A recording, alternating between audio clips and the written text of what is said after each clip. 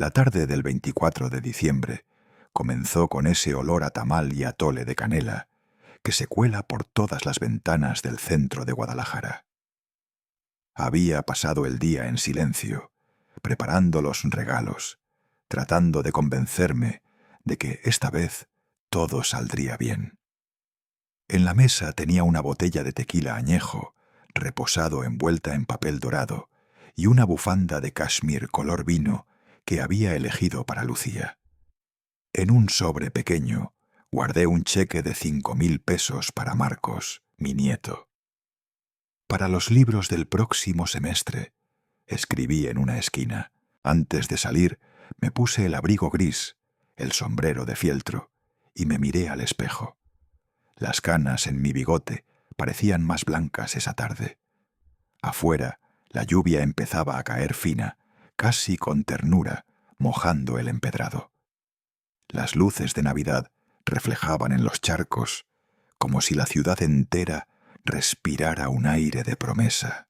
Encendí mi viejo Chevrolet Aveo del 2010 y sintonicé la radio. Feliz Navidad, próspero año y felicidad, cantaba el coro de la estación local. Sonreí un poco. Me aferré al volante y conduje hacia Zapopan, donde Santiago vivía con su familia. En el camino pasé por la panadería de Don Beto y compré una rosca de Reyes recién salida del horno. El pan todavía humeaba dentro de la bolsa, llenando el auto de un aroma dulce que me recordó a los desayunos con Elena. Cuando llegué al fraccionamiento, el cielo ya era una sábana gris y las luces de las casas competían con la lluvia. En la de mi hijo, las guirnaldas verdes y rojas parpadeaban con ritmo perfecto, y una imagen de la Virgen adornaba la entrada. Había varios autos estacionados. Se escuchaban risas, copas chocando, voces alegres. Apreté el asa de la bolsa de regalos y subí los escalones. El agua me corría por la manga del abrigo.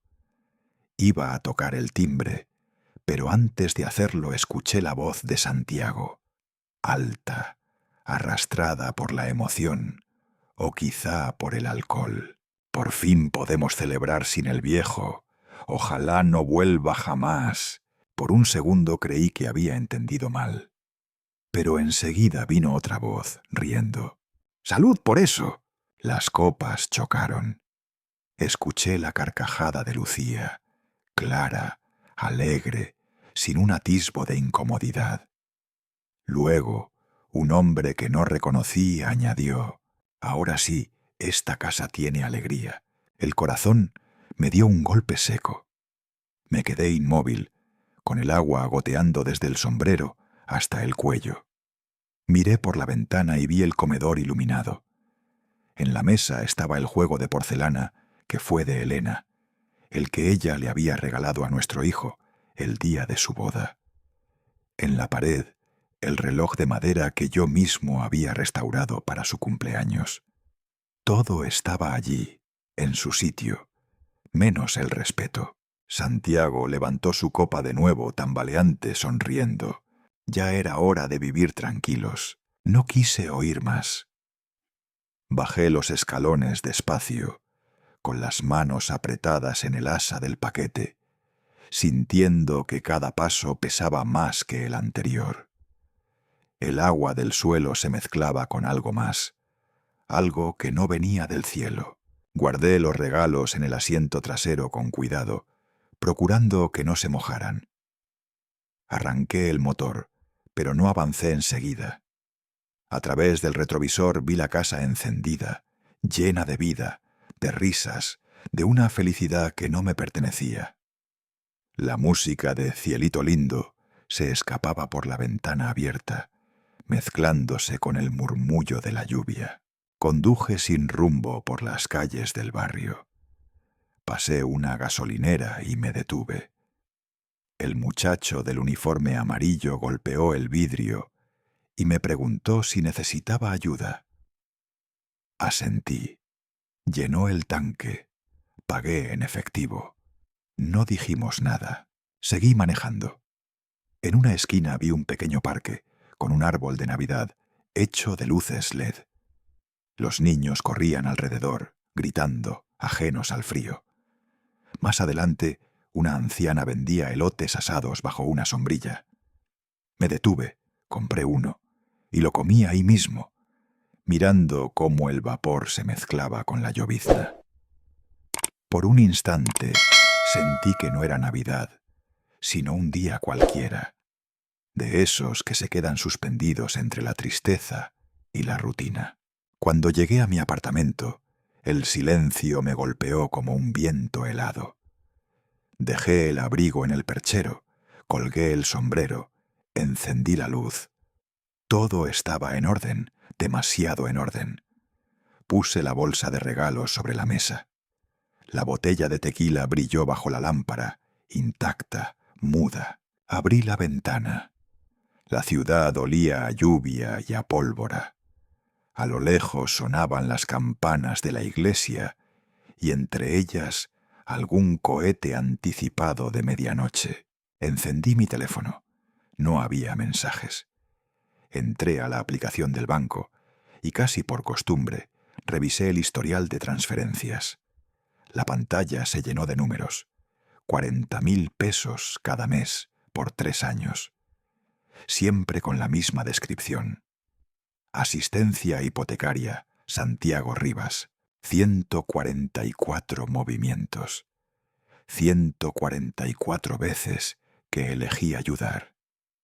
Hice cuentas rápidas. 1.600.000 pesos. Una suma que había sostenido su casa, sus fiestas, su vida. Tomé una captura de pantalla. Luego apagué el teléfono. Me senté junto a la ventana, en la silla de madera que Elena siempre usaba para leer. Afuera, las luces de los autos se reflejaban en los charcos. Dentro, el reloj marcó las 11 en punto. Un estallido lejano anunció los primeros fuegos artificiales de Zapopan. Fui a la cocina. Busqué en el mueble un pequeño vaso de vidrio y vertí lo último de un tequila viejo que había guardado para ocasiones especiales. Lo levanté frente al retrato de Elena que colgaba en la pared. «Feliz Navidad, vieja», susurré. Parece que hoy por fin lo entendí todo. Apagué la luz, dejé que solo la llama de una vela iluminara la habitación. Observé cómo titilaba un momento, como si dudara, y luego la soplé. La noche se quedó en silencio. Afuera seguía lloviendo. Dentro solo quedaba el eco suave de un corazón que por primera vez en muchos años comprendía que el amor sin respeto no es amor, sino deuda disfrazada de familia. La mañana siguiente me encontró sentado frente a la mesa del comedor, con los primeros rayos del sol filtrándose entre las cortinas. El aroma del café recién hecho llenaba el aire, denso y amargo. Todo parecía en calma, pero dentro de mí algo había cambiado. No era enojo todavía, ni tristeza del todo. Era una claridad dolorosa, como si de pronto el velo que cubría mi vida se hubiera roto durante la noche. Encendí mi laptop y abrí la página del banco. Mientras la conexión tardaba unos segundos en cargar, miré las manchas de humedad en la pared y pensé en Elena, en cómo solía regañarme por no llamar al plomero. Cuando por fin apareció la pantalla, empecé a deslizar con el ratón, mes a mes, año por año. Ahí estaban. Transferencia, asistencia hipotecaria, Santiago Rivas, 40.000 pesos. Repetida. 1, 2, 3, 20 veces, hasta perder la cuenta. Tomé una libreta, la misma donde suelo anotar las fechas de pago de servicios, y empecé a sumar. 40.000 por 12 meses, por 3 años. El número final me dejó inmóvil. 1.600.000 pesos. Dinero que no me sobraba, pero que di con gusto, pensando que ayudaba a mi hijo a salir adelante. Abrí el cajón del escritorio, buscando entre papeles viejos. Ahí estaban los correos impresos, las notas escritas a mano. En uno, con letra apurada, Santiago había puesto: «Papá, prometo devolvértelo en cuanto mejore la situación». Lo guardé junto con los comprobantes y metí todo en un sobre amarillo donde escribí con marcador grueso: «Pruebas». Por un momento dudé. Tal vez debía dejarlo pasar, hablar con él, buscar una explicación. Pero enseguida recordé las risas, el brindis, su voz diciendo: «Ojalá no vuelva jamás». No, no había nada que hablar. Tomé el teléfono y marqué un número que no usaba desde hacía tiempo. «¿Ramiro León?», pregunté. Del otro lado, una voz ronca y conocida respondió: «Ricardo, ¿cuánto tiempo? ¿Todo bien? Necesito verte hoy», dije, evitando cualquier rodeo. No es una visita agradable. Nos citamos en el Café La Floresta, cerca del Parque Revolución.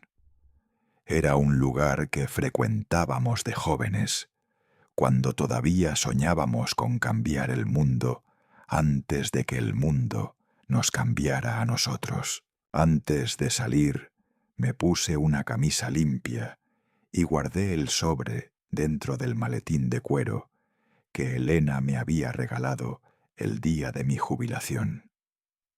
Al salir del edificio, el portero, Mario, me saludó con su sonrisa habitual. «Feliz Navidad atrasada, don Ricardo. ¿Cómo la pasó?» «Tranquilo, Mario. A veces el silencio es mejor que los cohetes», respondí, y seguí mi camino. En el trayecto, compré el Informador en un puesto de periódicos.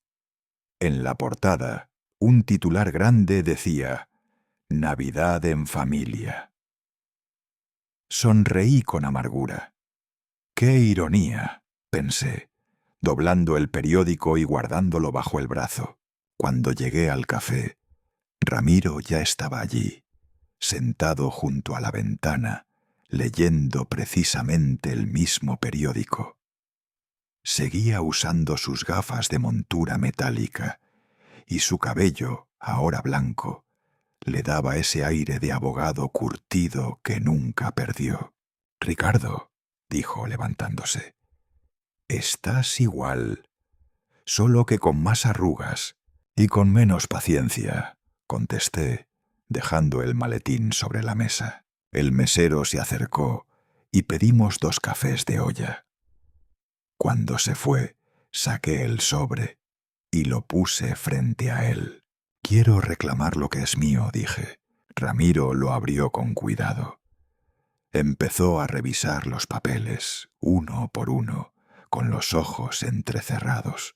«¿Tu hijo firmó algo?», preguntó sin levantar la vista. «No, pero escribió suficiente», respondí señalando los correos. Se quedó en silencio un instante, hojeando cada página. Luego asintió despacio. «Puedo preparar una carta notarial de demanda de pago. Pero quiero preguntarte algo, Ricardo. ¿Estás seguro de que esto no es un impulso del momento?». Lo miré a los ojos. «No, Ramiro, esto no es un impulso, es la consecuencia». «Podrías hablar con él antes», insistió. Negué con la cabeza. «Ya hablé demasiado». El camarero trajo los cafés. Ramiro agregó azúcar. Yo lo tomé solo. Pasamos unos minutos en silencio, mirando cómo la gente cruzaba la avenida. Cuando terminé, dejé unas monedas sobre la mesa y me despedí. Caminé sin rumbo por la avenida Vallarta. El aire olía a madera húmeda y gasolina. Me detuve frente a una tienda de carpintería. A través del cristal, Un hombre lijaba un balancín idéntico al que Elena usaba en el porche. Por un segundo sentí ganas de entrar y comprarlo, pero luego recordé que no tenía a quien mecer. Me quedé observando un momento más, hasta que el ruido del tráfico me devolvió al presente. Al caer la tarde, el teléfono sonó. Era Ramiro. «Ya está lista la carta. Pásate por la oficina para firmar». Su oficina quedaba en un edificio antiguo, de esos que huelen a madera y polvo. Subí al tercer piso por las escaleras angostas. Las paredes estaban cubiertas con retratos en blanco y negro de abogados de otra época. Cuando entré, Ramiro estaba de pie junto a su escritorio, sosteniendo el documento. «Aquí está», dijo. «Reclamamos la devolución de 1.600.000 pesos, con un plazo de 60 días para el pago». Me leyó el texto en voz alta. Cada palabra sonaba firme, irrefutable. Al final, tomó la pluma y me la ofreció. «Firme aquí, Ricardo». Mi mano tembló un poco, pero la firma salió completa, clara, sin titubeos. Ramiro colocó el sello notarial y me entregó una copia. «Sabes que esto puede romperte la familia, ¿verdad?», dijo con tono serio. Le sonreí, aunque sentí un nudo en el pecho. «La familia ya se rompió, Ramiro, solo que ellos todavía no lo saben». Nos dimos la mano. Luego bajé las escaleras despacio, con el documento guardado en el maletín. Afuera, el cielo comenzaba a teñirse de naranja. Conduje hasta mi barrio y estacioné bajo un árbol de bugambilias florecidas. Los pétalos caían sobre el capó como pequeños trozos de fuego. En casa, calenté un plato de chiles rellenos que me había sobrado del día anterior. Comí en silencio frente al televisor. En las noticias hablaban de una tormenta que se acercaba a las costas de Colima. El viento se colaba por la ventana entreabierta y movía los papeles sobre la mesa. El sobre con la carta notarial cayó al suelo. Lo recogí y lo dejé junto al retrato de Elena en el pequeño altar del comedor. La vela que había encendido la noche anterior seguía allí, consumida hasta la mitad. La prendí de nuevo, dejando que su luz suave iluminara el borde del documento. «Mañana sabrán que ya no soy el viejo que se calla», murmuré. El reloj marcaba las 11. En la distancia, las campanas de una iglesia repicaban con calma. Me senté junto a la ventana, con el sonido de la ciudad apagándose poco a poco, y por primera vez en muchos años sentí que mi silencio tenía un propósito. Dejé que la vela ardiera hasta la medianoche. Afuera, el viento soplaba fuerte, pero dentro de mi casa había una paz extraña, firme, casi nueva, porque en el fondo sabía que al amanecer nada volvería a ser igual. Desperté más tarde de lo habitual. La luz entraba por entre las rendijas de la cortina como dedos dorados, atravesando el polvo suspendido en el aire y pintando sombras sobre la mesa. Me senté en la orilla de la cama sin prisas, sintiendo la madera fría bajo los pies descalzos. El silencio en el departamento era denso, espeso, pero no me incomodaba. Era ese tipo de silencio que acompaña a las decisiones firmes. En la cocina preparé café como cada mañana. El viejo pocillo hervía mientras el aroma amargo llenaba la estancia. Serví el café en mi taza favorita, la de cerámica blanca con letras ya borrosas que decían Arquitectura 1978. Elena me la había regalado cuando me retiré. La acaricié un segundo con la yema de los dedos antes de dar el primer sorbo. Estaba fuerte, como me gustaba. El celular vibró sobre la mesa. Una llamada entrante. Santiago. Lo dejé sonar. Conté cada tono como si fueran campanadas lejanas. Y cuando se detuvo, vino el mensaje. «Papá, ¿estás bien? Anoche te esperábamos». Lucía estaba preocupada. No respondí. Minutos después, otro. «No sé qué te pasa, pero podemos hablar». Puse el teléfono boca abajo y encendí la radio. El locutor hablaba del desfile del Niño Dios en la catedral, de la misa del mediodía y de los tamales que se ofrecerían a los feligreses. Las palabras flotaban sin tocarme. Afuera, los sonidos del barrio se despertaban. Pasos sobre la banqueta, una moto arrancando, el pregón de un vendedor de pan dulce. Me puse una camisa blanca limpia y salí al balcón. La señora Carmen regaba sus macetas con una manguera verde enredada. Las flores de cempasúchil resistían el frío con un color que parecía arder. «Buenos días, don Ricardo. ¿Ya visitó a su hijo?», me gritó con su sonrisa de siempre. «No, doña, hoy tengo otros planes», le respondí con calma, sin explicaciones. Me senté en la silla del balcón y observé la calle. Pasó un carrito de tamales. Compré 2 de elote, aún calientes, y los comí ahí mismo, con la mano, como cuando era niño en el rancho de mi padre. Alrededor de las 10, sonó el teléfono de nuevo.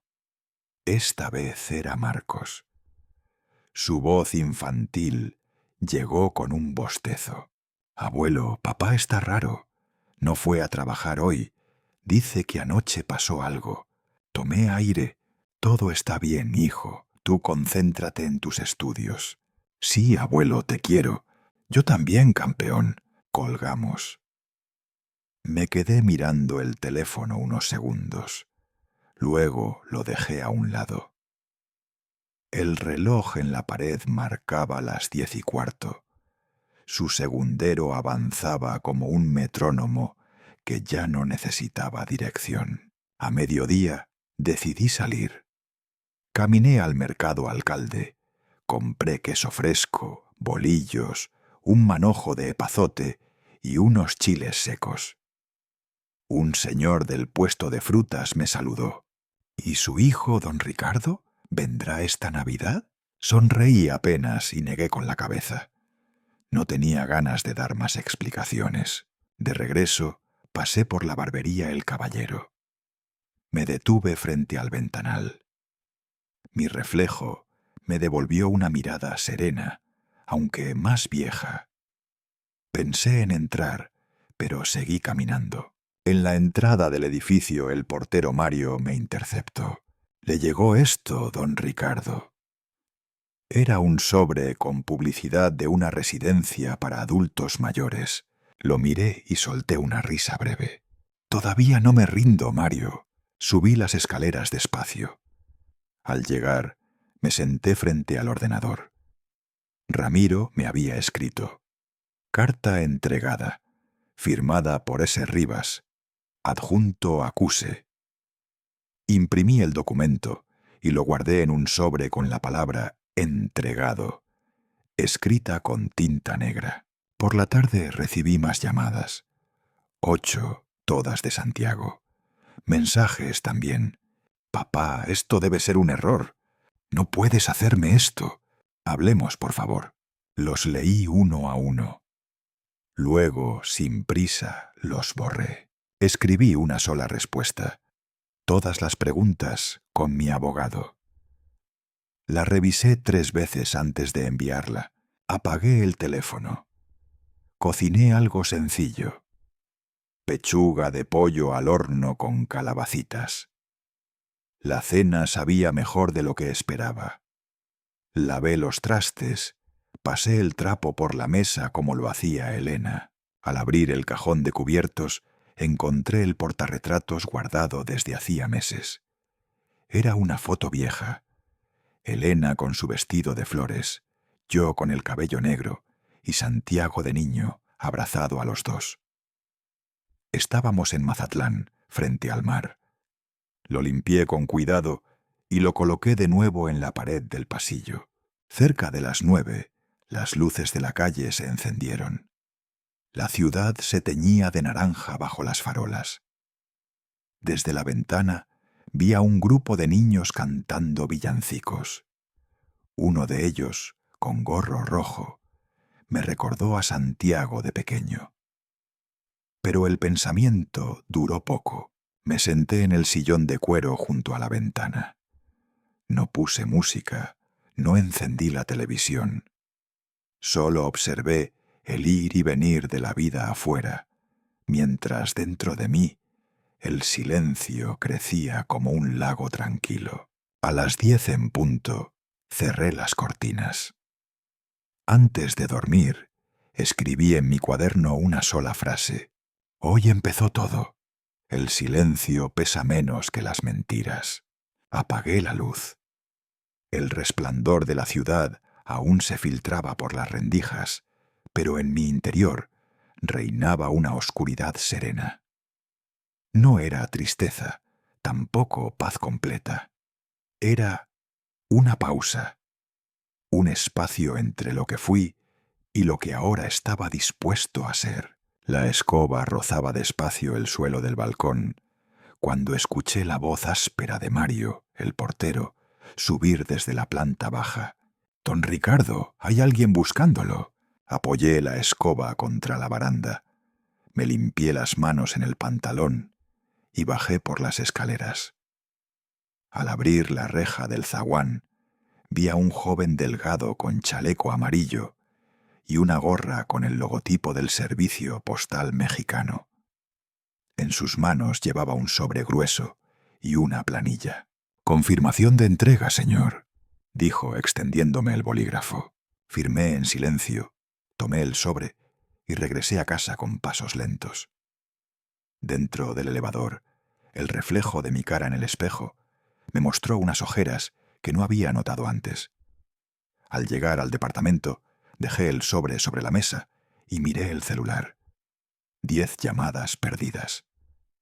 Todas de Santiago. No lo encendí. No ese día. Al mediodía salí a comprar el periódico en la tiendita de la esquina. La portada mostraba una imagen colorida de una familia abrazándose frente a un árbol de Navidad. El titular decía: «Familias celebran unión en Navidad». Me reí por dentro, con ese tipo de risa que no llega a la boca. Guardé el periódico bajo el brazo y emprendí el camino de regreso. En la esquina me crucé con doña Carmen, que paseaba a su chihuahua con un suéter de reno navideño. «¿Y cómo estuvo la cena con su hijo?», preguntó, con esa inocente costumbre de quien cree que todos tenemos cenas felices. «No hubo cena, doña», respondí, sin dar más explicación. Por la tarde me encerré en el despacho. Coloqué el sobre de pruebas a un lado de la copia de la carta notarial. El escritorio olía a madera vieja y a tinta. Abrí el radio para no escuchar mis propios pensamientos. Decían que la autopista a Tepic estaba intransitable por las lluvias. Pero yo pensaba en otras tormentas. A eso de las 3 Ramiro me llamó. «Me acaban de confirmar la recepción del documento.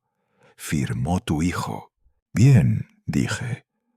«Deja que el tiempo haga su trabajo». Colgué y me quedé mirando el ventanal. El cielo estaba cubierto, pero no llovía. Parecía que algo se contenía. A las 5 el celular vibró otra vez. Lucía. Dejé que sonara. Luego llegó el primer mensaje. «Esto es cruel, Ricardo.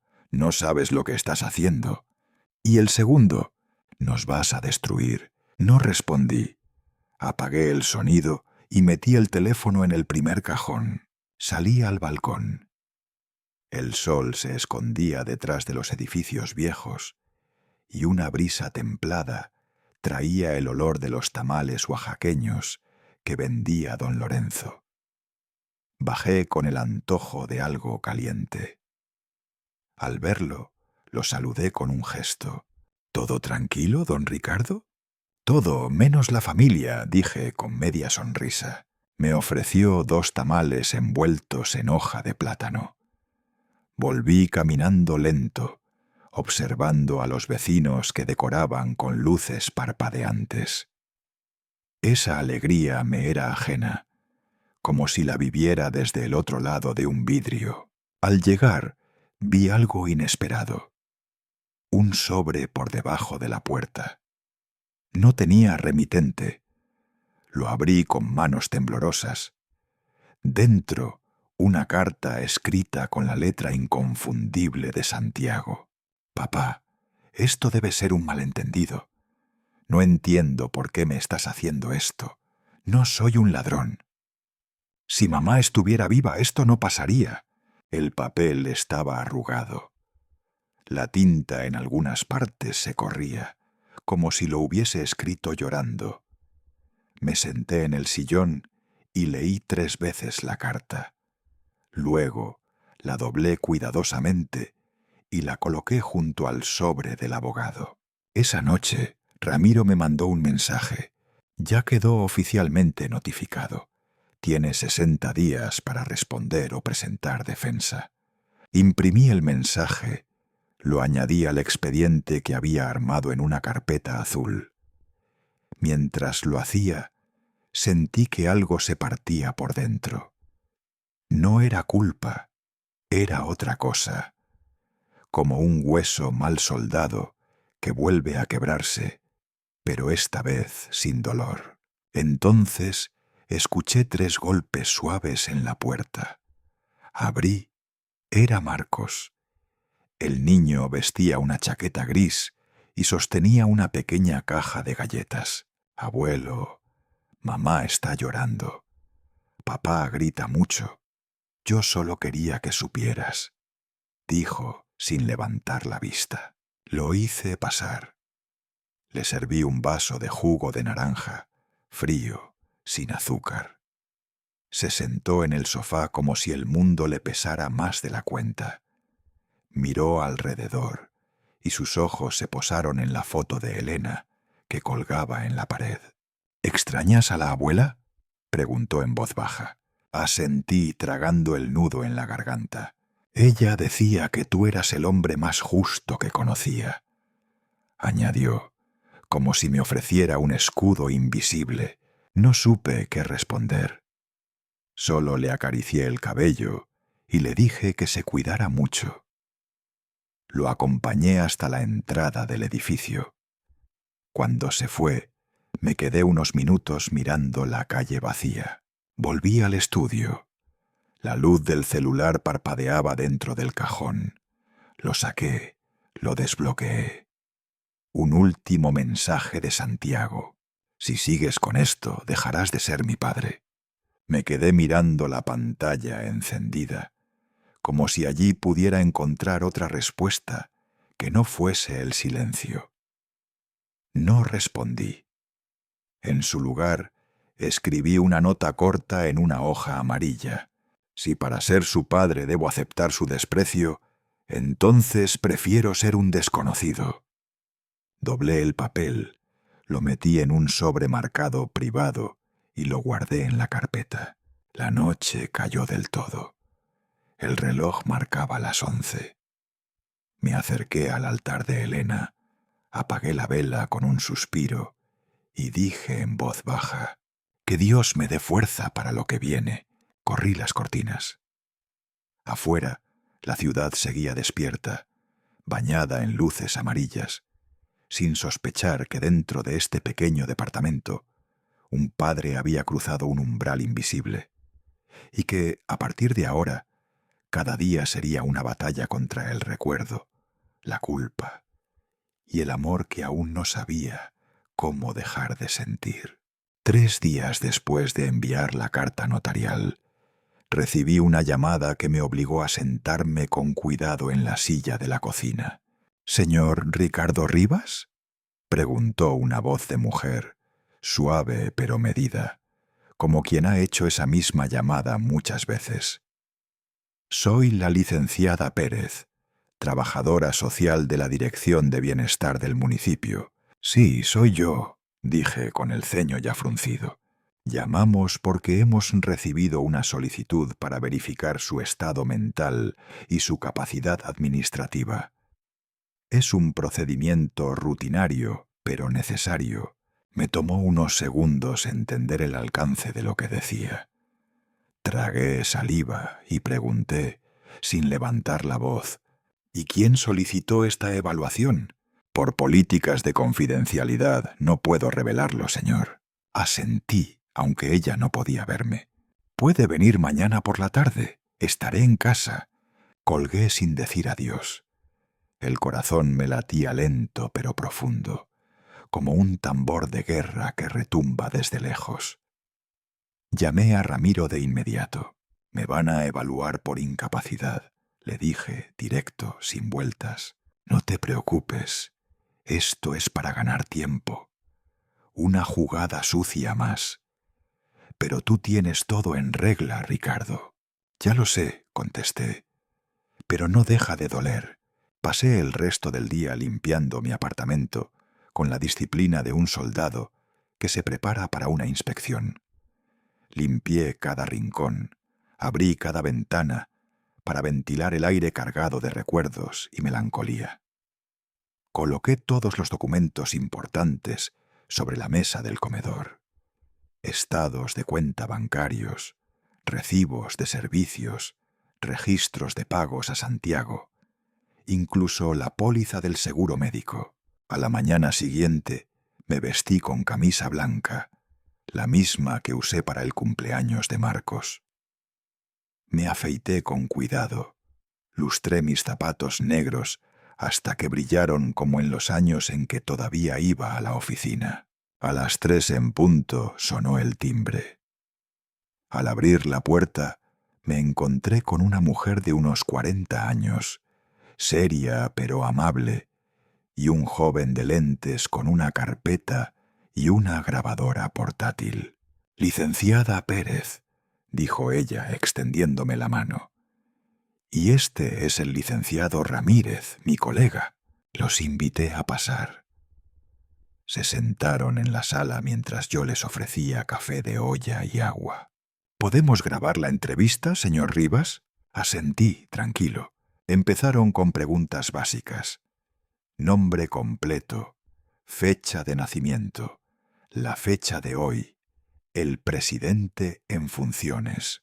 «También recuerdo el precio del kilo de frijol», bromeé. 28,50 en el puesto de la señora Lupe.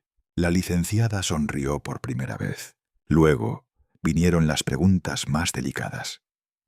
Si recordaba mis operaciones financieras, si sabía administrar mis cuentas, si tomaba decisiones con autonomía. Les mostré todos los documentos, clasificados por fecha y tipo. Cuando preguntaron por Santiago, señalé con el dedo los movimientos bancarios, cada uno anotado con propósito. Colegiatura de Marcos, pago del coche, préstamo para la mudanza. Nada de esto fue un regalo, dije sin rencor. Fueron compromisos, como los que uno asume por amor y luego olvida por conveniencia. Después vino la parte más humana. Me pidieron que les contara sobre mi vida, mis pasatiempos, mis memorias más preciadas. Me levanté y tomé una foto del aparador. Yo y Elena, el día de nuestra boda, el 17 de marzo de 1974, en la iglesia del Carmen. Se la mostré con una sonrisa tenue. Ella murió hace 7 años, pero sigue aquí cada día. Mientras revisaban el botiquín, preparé 2 tazas pequeñas de café con canela. Al regresar, los encontré hojeando un álbum de fotos que había dejado por descuido en la mesa. No dije nada. «Señor Rivas», dijo la licenciada al finalizar. «Su estado es perfectamente lúcido. No vemos ninguna señal de deterioro cognitivo. Puede estar tranquilo». Los acompañé hasta la puerta. Cuando cerré, sentí que me faltaba el aire. No por cansancio físico, sino por algo más denso, el peso de la traición silenciosa. Esa noche recibí un mensaje de un número desconocido. Disculpe las molestias, todo aclarado, que tenga buena noche. No hizo falta firmar. Sabía que era ella. Sabía que en algún rincón de su conciencia la justicia le ganó al deber. Al día siguiente fui al mercado Corona a comprar guayabas y manzanas. La señora del puesto me preguntó con voz dulce: «¿Y su hijo, don Ricardo, vendrá para Año Nuevo? Ojalá algún día recuerde de dónde viene», respondí, casi sin pensar. Cuando llegué a casa, encontré un sobre bajo la puerta. Era sencillo, sin remitente. Al abrirlo, me enfrenté con la prueba más dura de la jornada. Una copia de una solicitud judicial que buscaba declararme incapacitado para ejercer actos jurídicos, firmado por mi propio hijo. Me senté en el sillón, el papel en las manos temblorosas pero firmes. Lo leí de principio a fin, con una serenidad que no sabía que tenía. Luego lo doblé cuidadosamente y lo guardé en el bolsillo interno de mi saco gris. Por la tarde decidí caminar hasta la iglesia de San Juan Bosco, esa misma donde Elena y yo íbamos cada domingo a misa. Entré en silencio, tomé 2 velas, las encendí con manos lentas, una por ella, otra por mí. No recé mucho. Solo cerré los ojos y respiré hondo. Quería que el silencio me envolviera, que la tristeza no me dictara la reacción. Al salir, compré pan dulce y leche caliente en el mismo carrito de la esquina. El señor ya me reconocía y me daba siempre la pieza más fresca. Ya en casa llamé a Ramiro. «Ya intentaron declararme loco», le dije. «Les falta imaginación». Él soltó una carcajada franca. «Tú estás más cuerdo que todos nosotros juntos, Ricardo». «Lo sé», dije con una calma que dolía. «Pero eso no lo entiende un hijo que prefiere al notario antes que a su padre». Antes de dormir, miré el documento una vez más. Luego lo arrojé a la chimenea. El fuego lo consumió en segundos. Las letras negras se retorcieron, se quebraron, se disolvieron. «Una mentira menos», murmuré, como quien tacha un nombre en una lista. Esa noche, la lluvia golpeó el techo como una canción triste. Pero dormí mejor, no porque estuviera en paz, sino porque ya no me sorprendía nada. Era sábado por la mañana, el cielo despejado, el aire fresco y con esa brisa ligera que solo se siente cuando Guadalajara aún duerme. Me desperté antes del despertador, como me suele pasar desde que me jubilé. Me vestí sin prisa, pantalón de mezclilla, camisa de cuadros, mis zapatos de siempre. Preparé una lista rápida en un papel doblado. Leche, pan, café, comida para los gatos callejeros. La dejé en la billetera, donde guardo los boletos del camión y el número de seguro social, como si todo fuera igual de importante. Salí caminando con calma hasta el coche. El edificio estaba en silencio, salvo por el canto lejano de una paloma sobre el tendedero del segundo piso. Encendí el motor y manejé rumbo al Soriana de Chapultepec. No me gusta mucho ese lugar, demasiado moderno para mi gusto, pero tiene todo lo que necesito en un solo sitio, y hoy no quería andar de tienda en tienda. Entré con la lista en la mano, saludé al guardia con un gesto de cabeza. Caminé por los pasillos sin apuro, metiendo cada cosa en el carrito con cuidado, como si estuviera escogiendo piezas para un rompecabezas que ya nadie arma. Al llegar a la caja, una muchacha de cabello recogido Me sonrió con amabilidad y me preguntó: ¿quiere bolsa o trae su propia? Le devolví la sonrisa sincera, sin apuro. La mía, mijo. El plástico ya me cansó. Ella asintió. Me pasó las cosas con suavidad. Pagué. Guardé todo en la bolsa de tela que Lucía me regaló hace años, cuando todavía nos hablábamos sin tensiones. Al salir, el sol ya calentaba un poco más. Caminé hasta el coche. Metí la llave en la cerradura. Fue entonces cuando escuché detrás de mí una voz conocida, quebrada. «¡Papá!». Me giré. Era Santiago. Su cabello estaba despeinado, la camisa fuera del pantalón, los ojos cargados de ojeras y un cansancio que no era solo físico. Caminaba hacia mí con paso rápido, pero sin firmeza. «Papá», repitió deteniéndose a menos de 1 metro, «¿por qué estás haciendo esto? Estás destruyendo a todos». Yo guardé la bolsa en la cajuela. Cerré la puerta con calma. Lo miré sin rabia, pero también sin suavidad. «No destruyo, hijo. Solo pongo en orden lo que ustedes rompieron». Él apretó los labios, tragó saliva. «Lucía no duerme. Marcos no entiende nada. Mamá no querría esto. Tu madre querría respeto. Y tú la usas para justificar tus errores». Un par de personas que salían con sus carritos voltearon a mirar. Yo mantuve la voz baja, pero firme. Santiago bajó la vista, frotándose las manos como si buscara algo que no encontraba. «No fue mi intención herirte», murmuró. «No me heriste con tus palabras, hijo. Lo hiciste con tus actos». Volvió a mirarme, esta vez sin soberbia, solo con un cansancio profundo. «Si retiraras la demanda, podríamos empezar de nuevo». Le sostuve la mirada. Mi voz, en cambio, fue suave, casi como si hablara conmigo mismo. «Yo ya empecé de nuevo, Santiago. Tú aún sigues en el mismo lugar». Él se quedó quieto. Respiró hondo, como queriendo decir algo más, pero no salieron palabras. Caminó lentamente hacia su auto. Vi cómo se dejaba caer en el asiento, las manos cubriéndole el rostro. Me subí al coche, encendí el motor, pero no me fui de inmediato.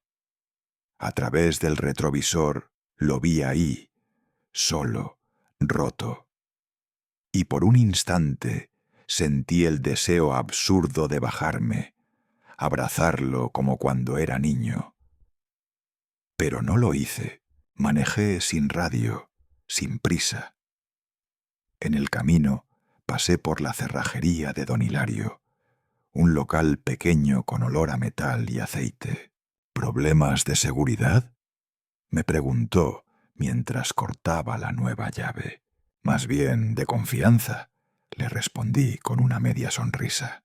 Guardé la llave nueva junto a las otras, como quien guarda un recuerdo.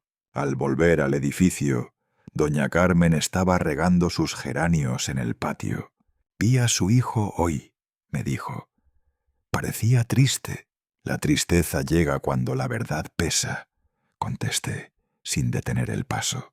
Subí a mi departamento. Guardé los víveres en su lugar, con ese orden casi ceremonial que solo los viejos entendemos. En el fondo de la bolsa encontré el recibo del supermercado. En el reverso, con mi pluma de tinta azul, escribí: «Hoy no gritamos, eso ya es un avance». Por la tarde, mientras regaba mis plantas en el balcón, vi a Marcos abajo, junto al portón. Llevaba una bolsa de pan dulce. «¿Subes?», le pregunté. Asintió y entró. Se sentó en el sillón, como si su cuerpecito de niño ya estuviera cansado de cargar secretos. «Papá está raro», me dijo. «Dice que tú eres injusto. Me arrodillé frente a él, le tomé las manos. Cuando crezcas, entenderás que la justicia a veces se confunde con orgullo. No dijo nada. Solo se acercó y me abrazó fuerte, con esos brazos delgados que aún no conocen el peso del mundo. Le puse una cobija en las piernas, encendí la televisión y buscamos algo viejo, algo que no doliera. Dieron Los Olvidados. Vimos juntos casi toda la película. Al final, Marcos ya dormía, con el pan aún en la mano. Lo cargué con cuidado, lo llevé al cuarto de huéspedes, le quité los zapatos, lo arropé, le apagué la lámpara. Esa noche, en mi departamento pequeño y silencioso, lo único que se escuchaba era el tic-tac del reloj y la respiración tranquila de mi nieto. Me senté junto a la ventana. Afuera, la ciudad comenzaba a apagarse, pero dentro de mí algo seguía encendido. Y me dije en voz baja, como quien reza sin saberlo, quizás todavía queda algo por salvar. Una mañana de febrero, mientras regaba las macetas del balcón, escuché el sonido del buzón metálico cerrándose con un golpe seco. Bajé con la taza de café aún caliente en mano. Entre los volantes de pizzería y las cuentas del agua, venía el sobre blanco con sello oficial. Juzgado Civil de Guadalajara. No necesitaba abrirlo para saber de qué se trataba. Lo leí de pie, bajo la luz tenue del pasillo. Martes 9:00 AM. Sala 3B. Audiencia en la causa, Don 48123. Ricardo Rivas versus Santiago Rivas. Lo doblé con cuidado y subí de nuevo. En la cocina, con la radio encendida en voz baja, coloqué el papel en el corcho de anuncios. Lo fijé con una chincheta azul, justo al lado de una vieja foto en blanco y negro de Elena, sonriendo con un ramo de gardenias en la mano. Me quedé viéndola un rato largo. Esa tarde Ramiro León me llamó. «Todo listo, Ricardo. Ya tenemos los originales firmados y los extractos bancarios. Iremos con todo». «Gracias, Ramiro», dije. «Que Dios nos dé claridad». Al día siguiente, caminé hasta la sastrería de don Ernesto. Le llevé el traje gris de lana, el único que conservo desde la boda de Santiago. Al sacarlo de la bolsa, el olor a alcanfor me golpeó suave, como un recuerdo. Don Ernesto lo miró con ojo experto y dijo sonriendo: «Este traje tiene historia, ¿eh? Y pronto tendrá justicia», le contesté sin sonreír. Me tomó medidas, ajustó hombros, cintura, largo del pantalón. Me prometió tenerlo listo el lunes. Por la tarde fui a la iglesia del Carmen. Me senté en la última banca y prendí una vela. Le pedí al Señor paciencia, templanza, y que mis palabras no nacieran del rencor, sino de la necesidad de verdad.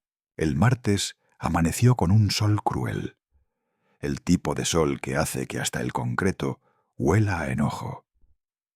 Salí temprano, traje puesto, maletín de cuero en mano. Dentro, cada documento ordenado con clips y etiquetas, transferencias, correos, mensajes impresos, recibos de pago. La entrada del juzgado era un caos. Voces cruzadas, impresoras escupiendo papeles, el aroma fuerte de café barato saliendo de la máquina automática. Busqué con la mirada la sala 3B y allí, al otro lado del pasillo, estaba él, Santiago, sentado, con la espalda encorvada, el rostro pálido. A su lado, Lucía, vestida de negro, los ojos hinchados. No me saludaron. No lo esperaba. Ramiro llegó puntual, impecable. Me arregló la corbata y dijo en voz baja: «No mires atrás, solo escucha y responde. Tú ya dijiste la verdad. Hoy le toca a la justicia escucharla. Entramos». La sala olía a aire acondicionado y desinfectante.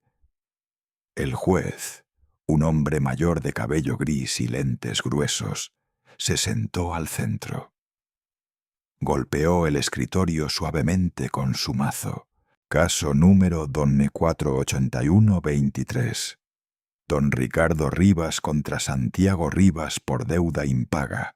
La abogada de Santiago, joven, con una voz firme pero vacía, abrió la sesión. Mi cliente recibió ayuda familiar.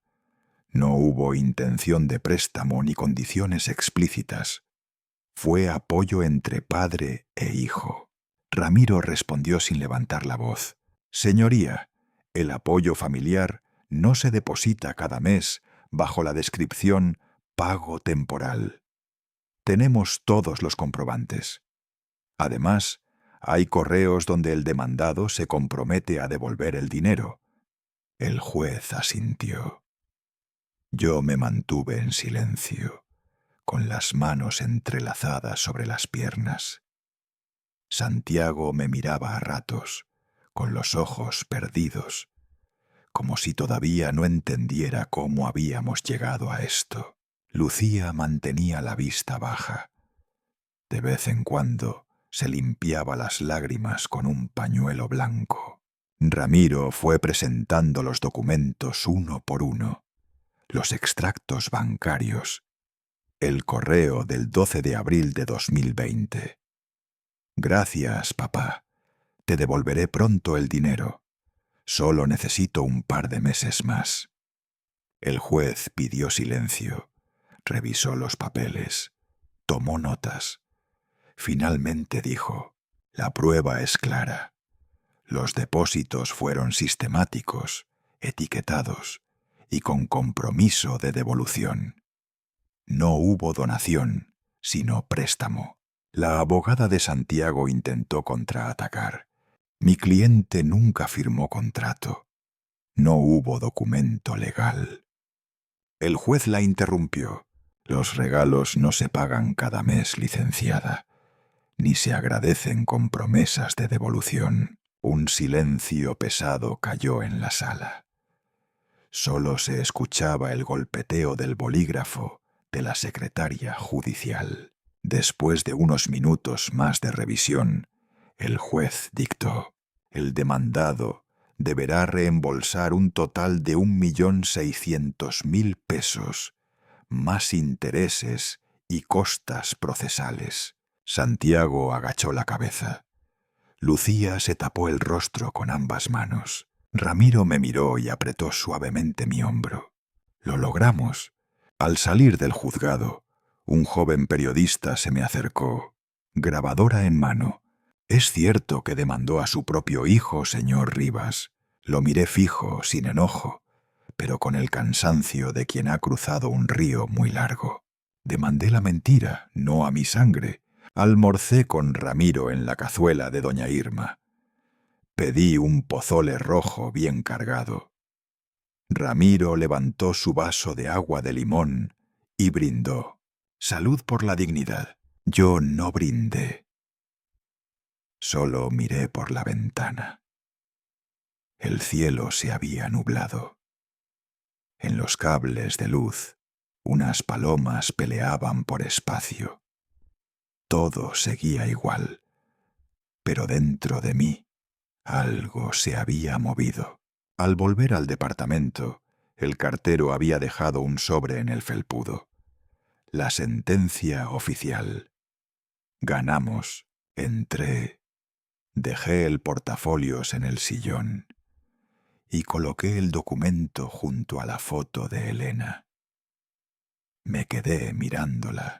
«Ganamos, pero no sé si me siento mejor», le susurré. Esa noche salí al balcón. La lluvia empezaba a caer, suave, casi sin ruido. Abajo, Los faroles iluminaban la acera mojada. Cerré los ojos. Había justicia, sí. Pero también había una herida que no sanaba con firmas ni sentencias.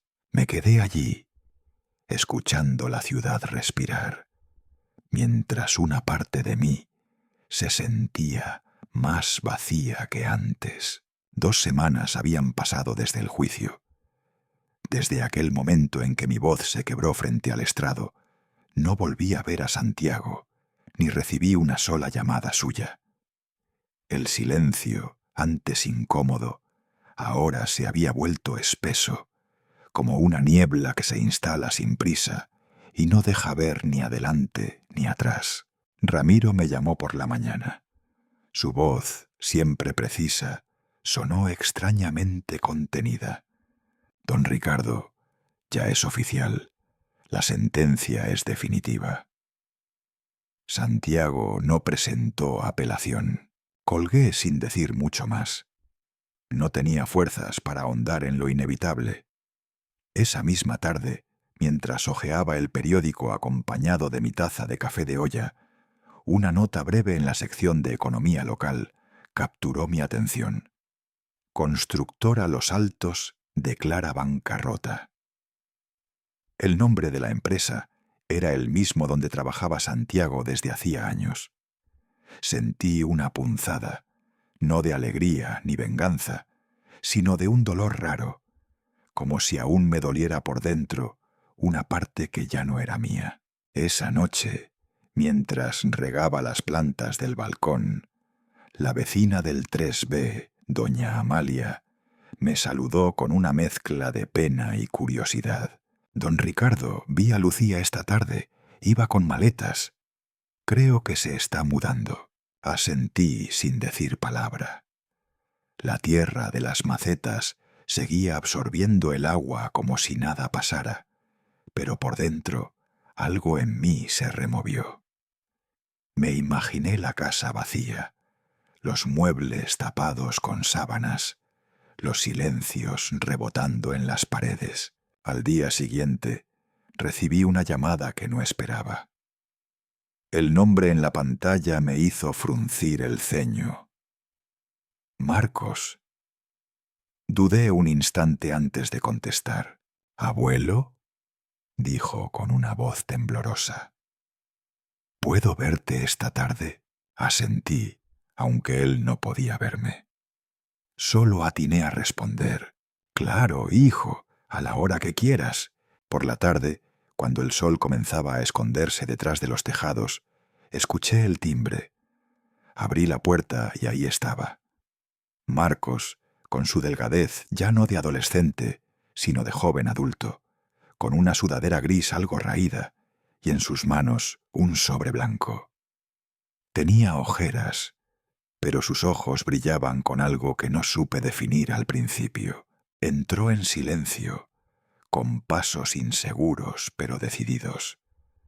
Se sentó frente a mí en la mesa del comedor, colocó el sobre encima y lo empujó hacia mí. «Es algo que quiero hacer yo». «No, papá», dijo, con un hilo de voz. Abrí el sobre despacio.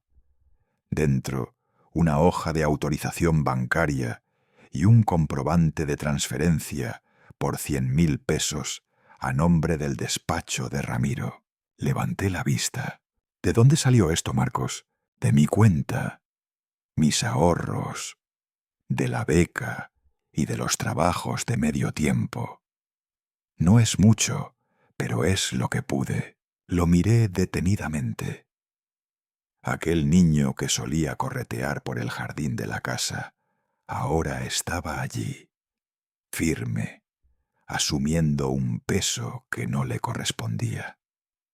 Su mandíbula estaba tensa, pero no bajaba la mirada. «No era tu deuda, hijo». Marcos respiró hondo. «Pero es mi apellido también». Esa frase me atravesó como un rayo. Quise decir algo, pero la garganta se me cerró. Fui a la cocina y serví 2 vasos de jugo de naranja. Nos quedamos sentados un rato en silencio, escuchando el lejano sonido de los carros y algún perro ladrando en la distancia. «Papá no ha dicho nada desde que lo despidieron», dijo al fin. «Mamá se fue con mi abuela a León. Yo estoy viviendo con unos compañeros cerca de la universidad. Estoy bien». «¿Tu padre sabe que estás aquí?», pregunté. Negó con la cabeza. «No. Si lo supiera, no me habría dejado venir». Tomé el comprobante entre mis dedos. Dudé un momento. Luego saqué el celular y llamé a Ramiro. «Ramiro, anula el depósito. No acepto dinero que no corresponde». «¿Por qué?», preguntó sorprendido. «Porque no quiero que el hijo pague por el padre». Colgué. Marcos había agachado la cabeza. Me dolió verlo así. «No importa si no lo aceptas», murmuró. «Lo hice por mí». Me levanté, rodeé la mesa y puse una mano sobre su hombro. «Entonces considéralo un regalo que ya recibí».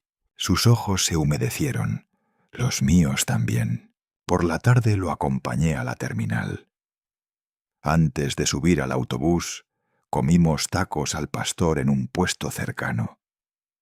Mientras masticábamos en silencio, Marcos me habló de su sueño de estudiar ingeniería electrónica, de cómo quería trabajar con niños huérfanos cuando tuviera los medios. Lo escuché con atención, con una mezcla de orgullo y melancolía. Le acaricié el brazo y dije: «Tu abuela estaría orgullosa».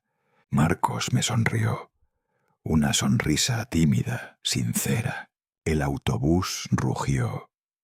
Subió, buscó su asiento y antes de que la puerta se cerrara, me miró a través del cristal y levantó la mano. Yo me quedé ahí unos minutos, con el viento frío rozándome el rostro, viendo cómo el autobús se alejaba por la avenida. Esa noche recibí un mensaje de Ramiro.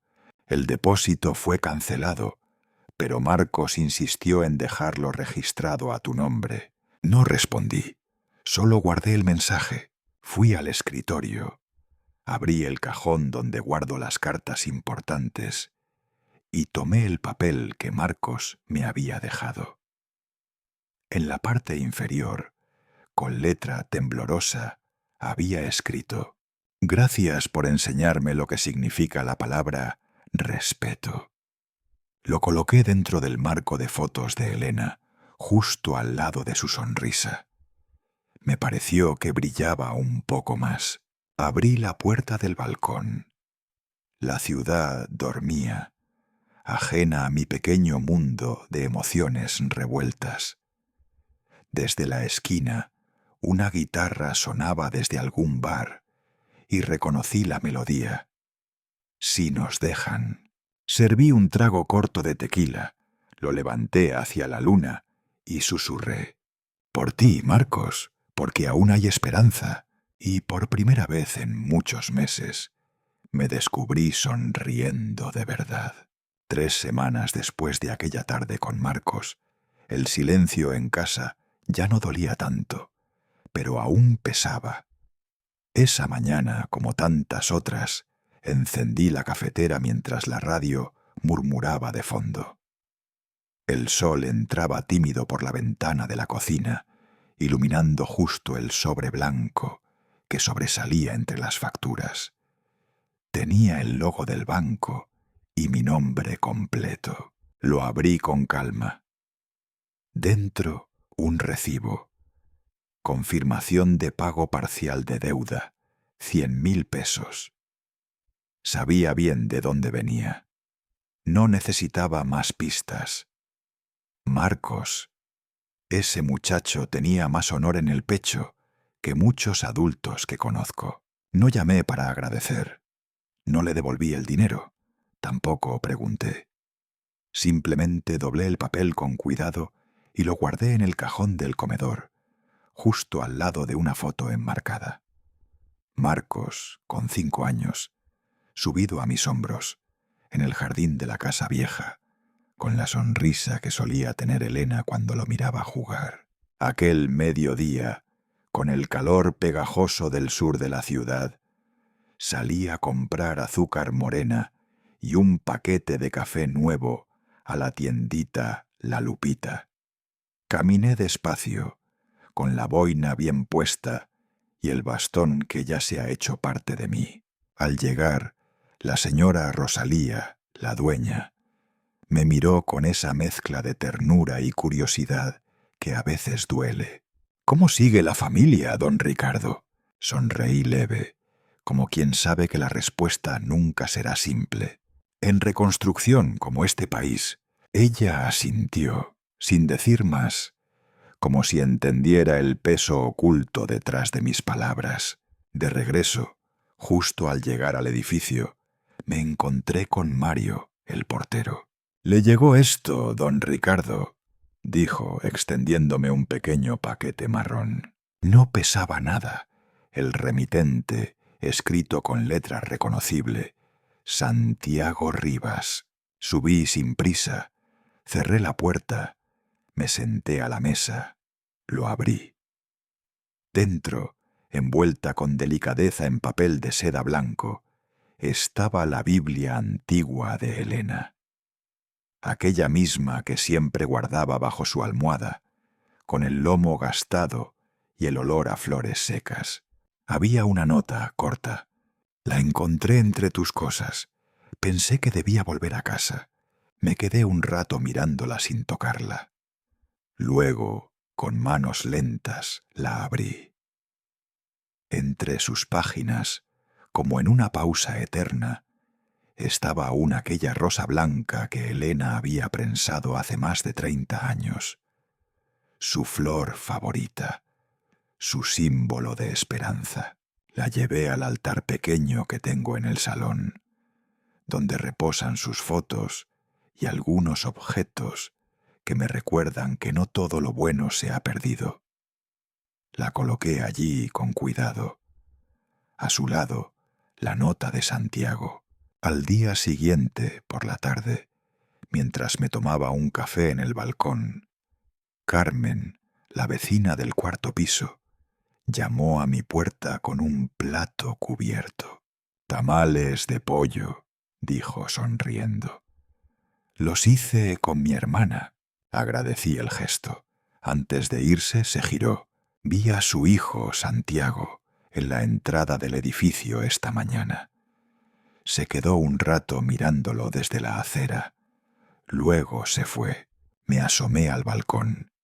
No había nadie. Solo el ruido lejano del tráfico y un carrito de elotes anunciándose. Elotes calientes, con mayonesa y chile. Esa noche, por costumbre, puse el noticiero local. Había un segmento corto sobre un programa municipal para ayudar a desempleados. En las imágenes, entre tantos rostros, uno me resultó familiar. Detuve la imagen. Santiago, el rostro más delgado, el cabello rapado, mirada baja. Pero estaba ahí, recibiendo instrucciones, participando. Me acerqué al televisor, como si la distancia pudiera revelarme algo más. Murmuré, casi sin darme cuenta. «Por fin aprendiste algo, hijo». Pasaron unos días. En el mercado, mientras elegía frutas, el señor Lorenzo, el tamalero que recorre las calles con su carrito metálico, me saludó con entusiasmo. «Don Ricardo, su nieto me ayudó ayer a subir el carrito a la banqueta». «Buen muchacho ese Marcos», asentí. Sentí una punzada de orgullo mezclada con una ternura antigua, como si la sangre, pese a todo, supiera redimirse sola. Una tarde gris, con nubes bajas, recibí una carta, escrita a mano, letra temblorosa. La abrí con el corazón en alerta. Era de Santiago. «Papá, no te pido perdón. Solo quiero que sepas que empecé de nuevo. Si algún día quieres, ven a verme. No tengo mucho, pero tengo trabajo. Santiago». La leí más de una vez. No supe qué responder, o quizás no quise, pero algo dentro de mí se movió. 2 días después, llevé esa carta a la iglesia Nuestra Señora del Refugio, donde Elena solía rezar en silencio. La dejé sobre una mesa de madera clara, justo debajo de la imagen de la Sagrada Familia. La deposité como una oración muda. No por él, por mí. Esa misma noche, caminé hasta el Parque Revolución. Hacía tiempo que no paseaba por ahí. Las luces amarillas daban a los árboles una sombra cálida. Junto a la fuente, un grupo de jóvenes repartía sopa caliente y pan a personas sin hogar, y entre ellos lo vi. Marcos, con guantes de plástico, sirviendo pan con una sonrisa amplia. Me vio, me reconoció. Solo levantó la mano en un gesto suave. No se acercó, no dijo nada, pero esa mirada me alcanzó. No me acerqué tampoco. Me quedé allí un momento, luego seguí mi camino. En la esquina me detuve en el Farolito, un barcito discreto. Pedí un tequila pequeño. ¿Brindamos por algo, don?, preguntó el cantinero. Miré el vaso, luego al espejo detrás de la barra.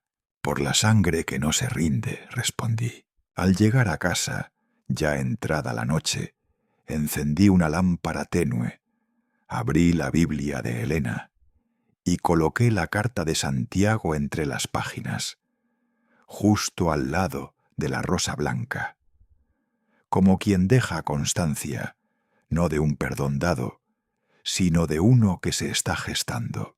Esa noche escribí en mi libreta: el perdón no se firma, se demuestra. Soplé la vela del altar. El viento acarició las cortinas. Y por primera vez en meses sentí que el invierno comenzaba a dejar mi alma. Una mañana de marzo, el cielo estaba limpio como espejo. Ni una nube se atrevía a cruzar la serenidad de aquel azul. En el balcón, las bugambilias estallaban en flores moradas y rosas, como si quisieran vestirse de fiesta sin pedir permiso. Puse a calentar el agua para el café, ese que aprendí a preparar solo después de que Elena partió. Abrí la radio, como siempre, sin esperar mucho más que noticias de tráfico y algún comentario político. Pero esa mañana, la voz del locutor sonaba distinta, casi solemne. Hoy, en el Centro Cultural de Guadalajara, se inaugura oficialmente la Fundación de Apoyo a Adultos Mayores Elena Rivas. Me quedé quieto. La cucharilla en mi mano dejó de girar. Escuché cómo mencionaban mi nombre, llamándome fundador honorario. No sentí orgullo, no en ese momento. Sentí una presencia, como si Elena hubiese pasado su mano por mi hombro, como solía hacer cuando yo me perdía entre papeles y decisiones. Me levanté despacio. En la pared, justo encima del pequeño altar donde guardo su foto, colgaba la placa de bronce que habíamos mandado hacer. Fundación Elena Rivas, Dignidad para la Vejez. La leí en silencio, como si fuera la primera vez. Y de pronto recordé con nitidez el día que la firmamos. Fue en la notaría de Ramiro León, mi abogado, pero también el único amigo que no me soltó la mano cuando todo se vino abajo. Aquella mañana, mientras revisábamos los documentos, le dije: «No quiero flores en mi tumba, Ramiro.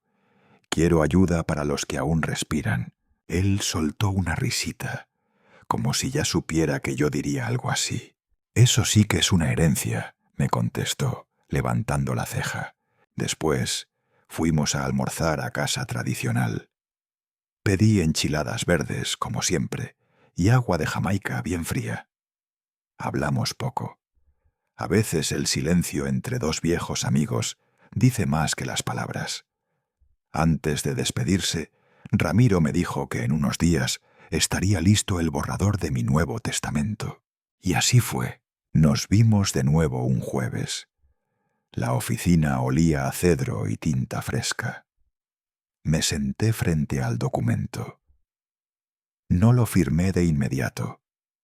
Lo leí, línea por línea, como quien revisa una carta de despedida. 70% de los bienes serán destinados a la Fundación Elena Rivas, decía la primera cláusula. Asentí en silencio, 20% para el nieto Marcos, bajo condición de administrar el programa de becas para jóvenes sin recursos, 10% para Santiago Rivas, con la condición de cumplir 200 horas de servicio comunitario y completar un curso de finanzas personales. Ramiro me miró por encima de sus lentes. ¿Estás seguro de esa última cláusula? Respiré hondo antes de responder. Sí, no quiero castigar, quiero enseñar. Tomé la pluma. Mi mano tembló apenas, pero el trazo fue firme. Cuando terminé, Ramiro selló el documento y me entregó una copia. Ya está hecho, viejo amigo. Al salir, el sol de la tarde bañaba la calle Juárez. Caminé sin prisa, dejando que mis pasos resonaran sobre las baldosas como una marcha de reconciliación. Pasé frente a la tienda de fotografía antigua, El Retrato, y decidí entrar. Llevaba tiempo queriendo reimprimir una imagen de Elena, una donde su risa parecía detener el tiempo.